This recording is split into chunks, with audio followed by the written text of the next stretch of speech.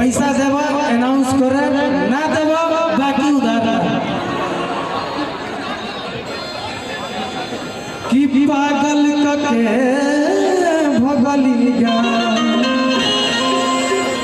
कुसुम फूल जैसा कमकत दहिया कुसुम रहे उनकर नाम 4 दिन में तहलका मचवली पागल कके भगली गा चल गई क्या करके कल निकल कहता भैया सुन ना तारा खातिर हम हो 2 लाइन कुछ लिख के लिए कहो नाम तो कहलो लिख के लिए आज इतना गाबो तनी सुन तक हमारे स्टिकर लगा लीजिए विकास फार्मा घोषणा 101 रुपए कि गंगा के नहैला से साधु लोग तर गइले हई बेगमाना तरल जे गंगा जी में घर बा आ शंख के बजला से पंडित जी लोग तर गइले और हमारे राहुल सिंह और सूरजवती जी की तरफ से 1001 रुपए का पुरस्कार बहुत बहुत धन्यवाद। ध्यान से सुनिए भैया तनी ध्यान से हई गदा हवाना तरल जे कर संखे जैसन स्वर्गा हमारे वो गाना बजत रहो हम तो तनी बड़ा बदमाश कलाकार हैं मार जाकर करो फिर नहीं लेकिन रिहेव जाके बिहेव चेंज कर लो राकेश पकौड़ी वाले घोष मोड़ की तरफ से बहुत बहुत इनाम आया हमारी राज प्रेस दीपक सिंह जी गोपालगंज की तरफ से 501 रुपए का इनाम आया बहुत बहुत किन्ना में से हमारा रोचेला खोला बाली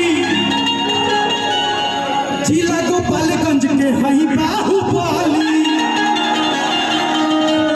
अनेवर रहा देखावा न तेवर हमारा सोझा केहू के नहीं चली बंद वाला जिला में छापी फुसलाना ग्रुप के पावर रे बहबी के देखा दी गयो अभी हेतना ग्रुप तो हर काम ना करी हमारे हेतना ग्रुप काफी बता रखो अरे भाई तो हर सुनो एक मिनट अब भाई तो हर सुनो होवे न कोका अब ऐसा लवंडन के कोई बाहर ठोके ता पता बा सुना डायमंड लेके घूमे नहीं साथे ठीक ना सब जानो त नाम होवे वहबी सुना तो कि सब जानो ता नाम होवे खोखा जब मारेला त फाड़ देला गोफा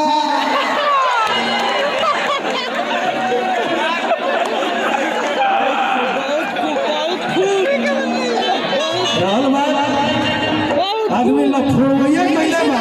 उहे कायदा से कि सबसे नीक बाटे सैया किसानी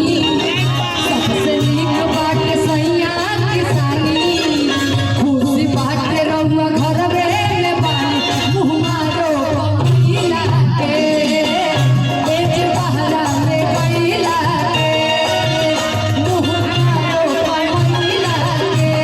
एज पहरा में गईला के सबसे नीक बाटे सैया किसानी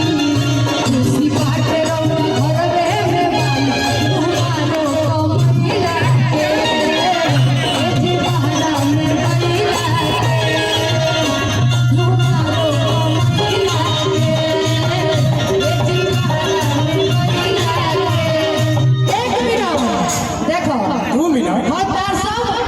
हाय तार सब भाड़ा के टट्टू लोग में नहीं लो हाय ये सब मेरे भाई हैं हमार ओरिजिनल है ठीक बा राज